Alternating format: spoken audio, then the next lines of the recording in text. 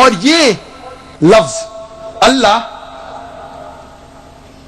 अहम मज़ाहिबों के किताबों में मौजूद है, चाहे क्रिश्चियनिटी हो, चाहे सिखिज्म हो, हिंदू धर्म की किताबों में भी मौजूद है ये लफ्ज अल्लाह। आप अगर पढ़ेंगे ऋग्वेद किताब नंबर 2 पाठ नंबर 1 मंत्रा नंबर 11 में लिखा हुआ है लफ्ज अल्लाह, खुदा के लिए, भगवान के लिए। इसका तस्किरा ऋग्वेद किताब नंबर 3 पाठ नंबर 30 मंत्रा नंबर 10 में भी है। ऋग्वेद किताब नंबर 9 पाठ नंबर 67 मंत्रा नंबर 30 में भी है। और उपनिषद में एक उपनिषद है जिसका नाम है अल्लाह उपनिषद। इसीलिए हम मुसलमान अल्लाह को अरबी लफ्ज अल्लाह से पुकारना पसंद करते हैं, वरना नहीं तो आप कोई भी नाम से पुकारिए, लेकिन अच्छे नाम होना चाहिए, खूबसूरत होना चाहिए, वो नाम से जो अल्लाह अपने आप को पुकारना पसंद करता है। अब हम तस्किरा करेंगे हिंदू धर्म और अरकान ईमान में रुकन नंबर 2 में क्या यकसानियत है। रुकन नंबर 2 है फरिश्ते।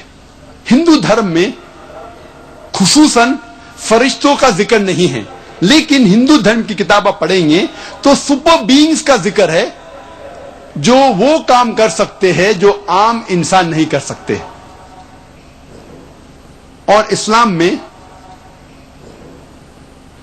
फरिश्तों को अल्लाह सुब्हानहू व तआला ने बनाया है नूर से, रोशनी से, और हर मलाइका का एक खुसूसन मकसद होता है बनाने के लिए, उसको एक काम के लिए, फॉर अ पर्टिकुलर वर्क बनाया गया है। मिसाल के तौर पे जिब्रील अलैहिस्सलाम को अल्लाह सुब्हानहू व तआला ने बनाया था वही नाजिल करने के लिए। जब अल्लाह सुब्हानहू व तआला वही नाजिल करते थे तब जिब्रील अलैहिस्सलाम वो वही को लेके आते थे अल्लाह से पैगंबर तक। रुकन नंबर 3 है खुदा की किताब। पहले हम तस्किरा करेंगे हिंदू धर्म की किताबों के बारे में। हिंदू धर्म की किताबों को 2 हिस्से में बांटा जा सकता है। एक है श्रुति और दूसरी है स्मृति।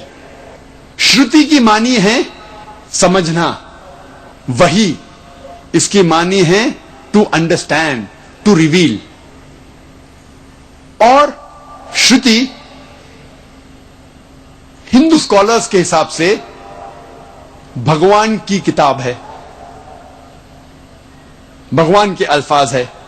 और ये 2 किस्म की है, वेद और उपनिषद। और ये सबसे ऊंची है, श्रुति स्मृति से ऊंची है। और हिंदू धर्म के स्कॉलर्स कहते हैं कि ये दोनों भगवान की किताबें हैं। वेद 4 किस्म के हैं, ऋग्वेद, यजुर्वेद, सामवेद और अथर्ववेद। यह है ऋग्वेद, यह है यजुर्वेद, यह है सामवेद। ये 3 वेद पहले आए, उसके बाद आया अथर्ववेद। वेद के मानी है नॉलेज, इल्म। लेकिन कब ये वेद वजूद में आया कोई भी नहीं जानता है। कब, कौन सी तारीख को ये वेद वजूद में आया कोई भी नहीं जानता है, इसमें इख्तिलाफ है। स्वामी दयानंद सरस्वती कहते हैं कि वेद 131 करोड़ साल पुरानी है, लेकिन अक्सर हिंदू स्कॉलर्स कहते हैं कि वेद तकरीबन 4000 साल पुरानी किताब है। ये पृथ्वी के किस भाग में सबसे पहले ये वेद आई ये किसी को नहीं पता। कौन से ऋषि पे नाजिल हुई या किसने लिखा ये नहीं पता। कब, कहां, कौन सी तारीख, किस जगह नहीं पता। इसके बावजूद हिंदू इस वेद को सबसे अहम किताब मानते हैं हिंदू धर्म की, अव्वल, सबसे अहम। अगर कोई भी दूसरी किताब वेद से टकराती है तो मानना चाहिए वेद की बात। फिर दूसरे नंबर पे आती है उपनिषद। उपनिषद के मानी है उपनिषद, टू सिट डाउन नियर। नीचे बैठना। जब गुरु अपने शागिर्दों को इल्म देता है और बैठता है, उसे कहते हैं उपनिषद। उपनिषद की मानी भी है इल्म जो अंधकार को दूर करता है। उपनिषद 200 से ज्यादा है, लेकिन भारतीय तहजीब कहती है कि 108 उपनिषद है और अहम उपनिषद है 10, कोई कहता है 18। ये जो है प्रिंसिपल उपनिषद श्री राधा कृष्ण ने लिखी थी, ये कहते हैं 18 अहम उपनिषद है। उपनिषद की मानी मिलती जुलती वेदांता से। वेदांत की मानी वेद के अंत में आना। इसके बाद दूसरी किस्म की किताबों का नाम है स्मृति। स्मृति की मानी टू रिमेंबर, मेमोरी, याद रखना।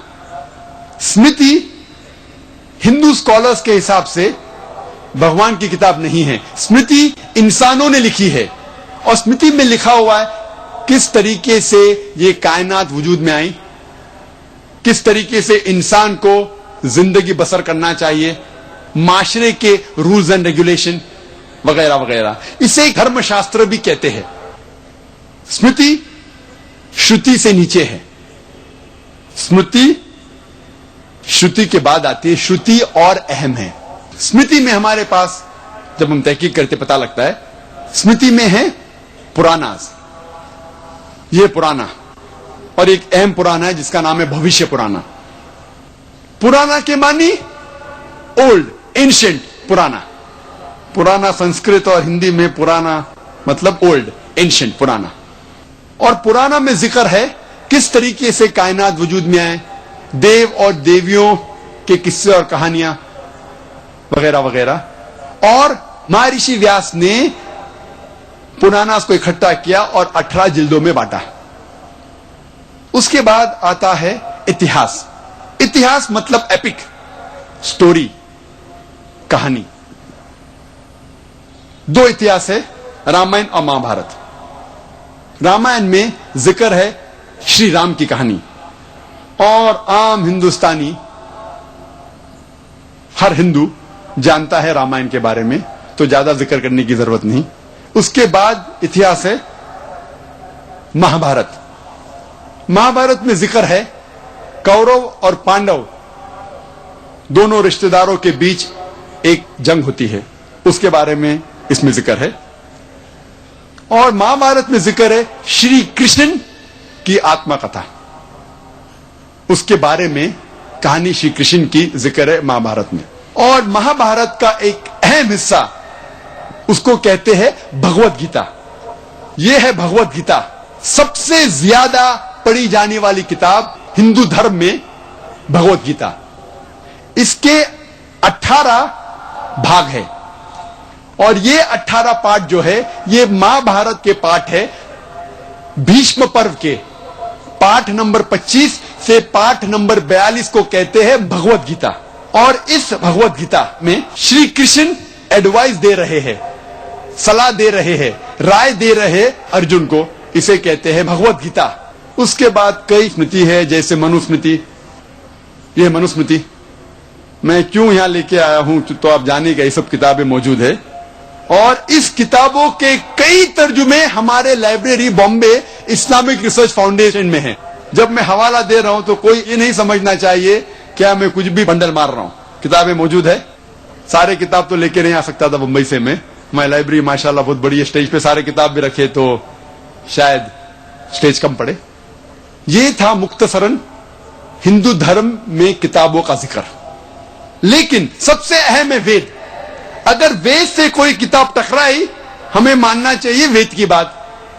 अब हम जिक्र करेंगे मजहब इस्लाम में किताबों के बारे में। सबसे अहम किताब मजहब इस्लाम में है कुरान मजीद, कुरान शरीफ। ये अल्लाह सुब्हाना व तआला का आखिरी पैगाम है, आखिरी वही है इंसानियत के लिए, और नाजिल की गई थी आखिरी पैगंबर मोहम्मद सल्लल्लाहु अलैहि वसल्लम पर। अल्लाह ताला फरमाते सूरह रौद में सूरा नंबर 13 में आयत नंबर 38 में, कुल्ली अजलिन किताब, हर दौर में हमने एक किताब नाजिल की। We have sent a book in every age. आखिरी किताब नाजिल की, उसका नाम है अल कुरान।